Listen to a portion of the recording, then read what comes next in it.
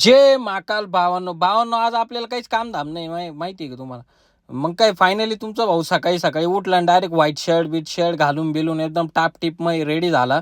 मस्त दणक्याव पद्धतशीर एकदम मस्त चहा बी हाणला नाही का. आपण चहा वगैरे पिला आणि त्याच्यात आपल्याला आपली सिस्टर बोलली का आम्हाला नाशिक रोडला सोडून दे. म्हटलं ठीक आहे.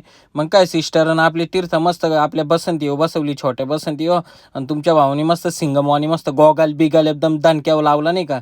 आणि त्यांना नाशिक रोडला सोडलं आणि त्यानंतर काय सरांचा फोन आला का म्हणे ये लवकर आपल्या घरी. म्हटलं ठीक आहे येतोच म्हटलं. आणि सरांचा पण एक फायर एक्सटिंग्विशर द्यायचा होता. आणि फायनली सरांच्या घरी गेल्यानंतर काय आपण पडलो असे मस्त उताने नाही का डायरेक्टली.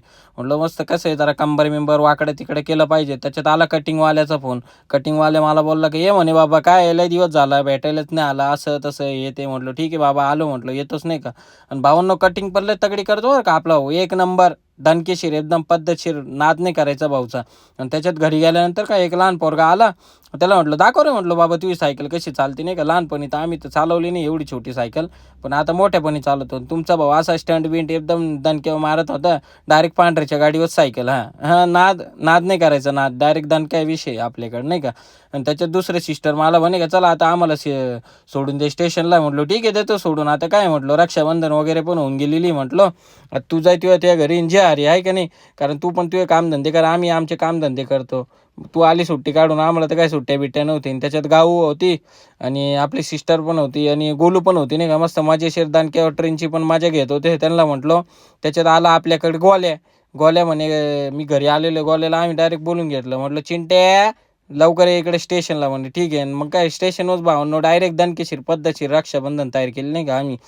चिंट्याला मस्त तिथं मस्त राखी बिखी बांधली. आणि तेवढ्यात आला डोमच्याचा फोन आपल्याला का म्हणे ये घरी बाबा माझं इंस्टाग्राम काही चालूच होत नाही. म्हटलं ठीक आहे बाबा देतो चालू करून नाही का. नाद नाही करायचं म्हटलं, आपलं सगळं करायचं. दणका विषय भाऊ 4-5 दिवसापासून इंस्टाग्राम चालू करत होता पण काही भाऊकून झालंच नाही. आणि मग काय तुमच्या भावाचं जेवण बिवण झालं. मस्त चक्कर वगैरे मारायला गेलं नाही का. बस थोडीफार चक्कर वगैरे मारली. म्हटलं जाऊ आता आपल्या आपल्या घरी नाही का, कारण आपली हॅक्की तर झोपून गेली असेल. घरी जाऊन बघतो तर काय हॅक्की तर एकदम टाराटीर ढाळढूर घोरायची कामं चालू होतं. म्हटलं काही खरं नाही. म्हटलं दणकेशीर मस्त झोप बीप चालू याची कामधंदे तर काही करत नाही, पण पद्धतशीर झोपा बिपा काढते नाही का भावांनो. मग चला भावांनो मग काय आता आपण पण भेटू आता आपल्या आपल्या नेक्स्ट ब्लॉगमध्ये. मी पण झोपतो आणि तुम्ही पण झोपा. काय वाटतं बरोबर आहे का नाही. आणि आपला हात बघितला ना तांब्याचा हात आहे डायरेक्ट. चलो बाय.